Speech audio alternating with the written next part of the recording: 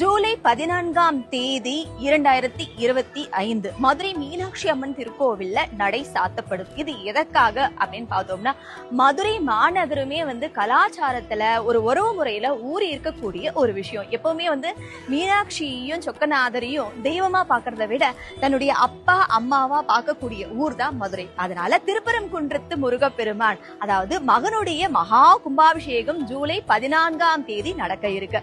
14ஆம் தேதி நடக்கக்கூடிய கும்பாபிஷேகத்தை பார்க்கணுங்கிறதுக்காக அம்மா மீனாட்சியும் அப்பா சொக்கநாதரும் கோவில்ல இருந்து 13ஆம் தேதி சாயந்தரமே கிளம்பிடுறாங்க. அதனால கிளம்புறதுனால ஜூலை 14ஆம் தேதி திருப்பரங்குன்றத்து மகா கும்பாபிஷேகத்துல கலந்துக்கிட்டு அன்னைக்கு சாயந்தரம் நடக்கக்கூடிய பஞ்சமூர்த்தி புறப்பாட்டிலையும் கலந்துக்கிட்டு அன்னைக்கு ராத்திரி தான் மதுரைக்கே திரும்புவாங்க. அதனால திரும்பவும் நம்ம மீனாட்சியும் சொக்கநாதரையும் பார்க்கணும்னா மதுரையில ஜூலை 15ஆம் தேதி காலையில தான் பார்க்க முடியும். அதனால மதுரைக்கு பிளான் பண்ணி கிளம்புறவங்க ஜூலை 13ஆம் தேதி சாயந்தரம் 6 மணி வரைக்கும் தான் நடை திறந்திருக்கும். அதே போல ஜூலை 14ஆம் தேதி நடை சாத்தப்படும். திரும்பவும் நீங்க ஜூலை 15ஆம் தேதி தான் நீங்க மீனாட்சியும் சொக்கநாதரையும் பார்க்க முடியும். மீனாட்சி